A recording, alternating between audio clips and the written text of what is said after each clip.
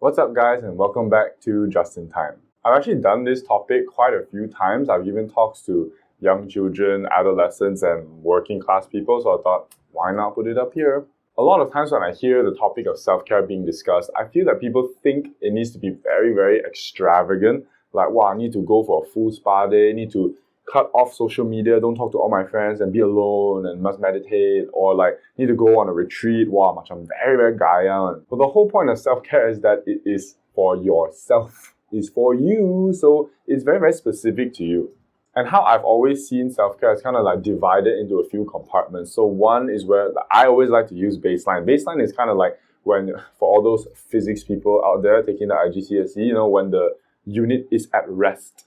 I see this kind of like a neutral ground. Nothing too good is happening, nothing too bad is happening, just your normal everyday kind of feeling. And then you have above baseline where you're trying to celebrate something. Maybe you just achieved a goal, or you just had something good happen in the family, and you guys feel very, very good. The moods are elevated. And of course, you have the flip side where the moods are very, very low. So this could mean that you had a bad day, a bad week, something very, very big has happened in your life where it's causing sadness, it's causing disappointment. Or it could just mean that, you are having a depressive episode of sorts and then, drop below baseline. So, apa itu self-care? Oh, that response macam very automatic. I've done this talk in Malay a few times as well. So, all my Malay started to come out. So, self-care, taking care of the self. What is it really? For me, I think of it kind of like sending your car to service. Before it rosak, you need to send it for service kan. So self-care is kind of me taking care of the engine that is my body before all the check engine light comes on. Now, how do we do that? For me, I feel if you're taking care of yourself at baseline and above baseline, that's more of the preventative measures. So let's just say you're at baseline. How am I taking care of myself through self-care? Remember, there doesn't need to be a very big or specific extravagant reason. So if you're at baseline, you just want to do something nice for yourself, you want to take care of yourself, kind of like rewarding yourself in a sense. But again, it's not because, I must do something right, then only I can, do self-care. It's more like giving yourself a pat on the back. Hey, keep going, good job, let's keep it up. So again, the reason that I say that this is baseline is because that nothing particularly special has happened. Maybe you just want to take some time for yourself. Maybe you want to go watch a movie by yourself, or you just want to hang out with a friend I haven't seen in a while. All those things, as long as it makes you feel good and it makes you feel recharged after, that could be considered self-care basically. For me, I'm quite simple. Sometimes if I feel that, out of my typical routine, I want to just go. I always say buy ice cream. I don't know why I always use this example. I like sweet stuff.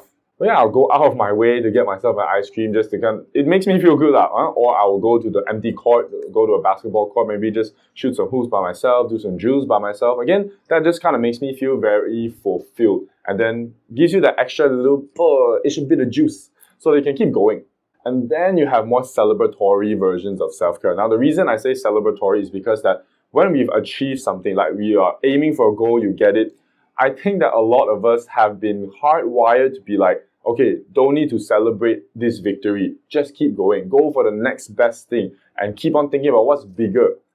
And very Asian mentality that, because when you get, I come back 7 A's and then you got 1 B plus or 1 A minus, and then the parents are just like, why did you get all A's? So it makes us kind of, so we have done all this good. There's a little bit more. There's always a little bit more. And again, I'm not shaming that behavior, right? It's always good for us to keep on striving to achieve a goal, but I think that the problem comes in when we do not acknowledge all of the other good that we've done, and we just see that little bit that could have been done more. Because honestly, if you're being very, very realistic, there will always be just a little bit more that you could have done. Even if you're looking at amazing basketball players like LeBron James, Kobe Bryant, even they are always pushing themselves because there's always that little bit more that you can do to improve yourself. But I don't think that it means that you completely overlook all the good work that you've already done. So for this version of self-care, it's more of patting, again, kind of like a pat on the back, but it's more to reward your own behavior for doing something good, for achieving something, sticking to your goals and getting there. It's conditioning yourself to do good, basically. So don't forget to treat yourself well, reward yourself when you feel that you've achieved something that you were actually striving really, really hard to. And then we have when you have dropped below baseline, it could be that you are in a depressive episode or something bad has happened, you feel really, really bad.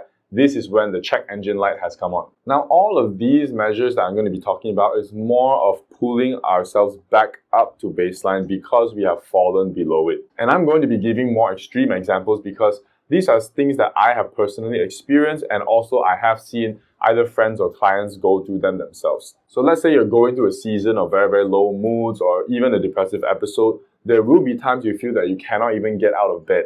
Now, what I mean by this is quite literally, you feel like you cannot get out of bed, but you cannot go brush your teeth, you cannot go to the bathroom, you won't even take a shower, and obviously you're not going to eat because you can't even leave the room. So in these instances, you can see that the goal of self-care is no longer to be like, oh, let's be flowery and extravagant, let's go to the spa.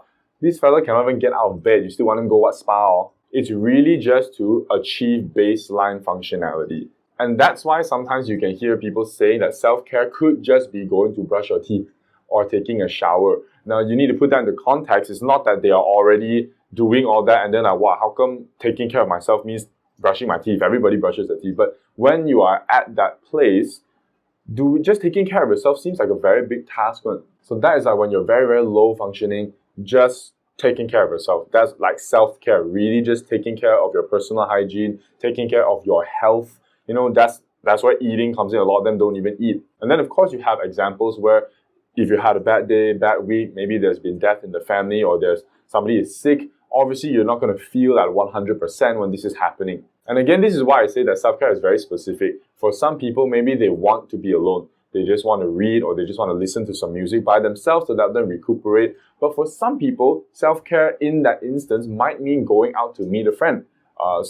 It doesn't need to be a lot of friends, but maybe just one, talk out, rant it out, just feel that emotional support. That also is a different version of self-care. So there's no right or wrong way to engage in self-care. You just need to be very self-aware as to what makes you feel better. After you do it, really, it makes you feel recharged. Or again, if you're feeling very, very low, what can you do that's going to bring you more comfort? Yeah, so that's it for this episode. Thank you guys so much for tuning in. If you have any other ideas or questions about topics that you'd like me to discuss, please either DM or put them in the comments so that we can discuss them. Until the next time, see ya!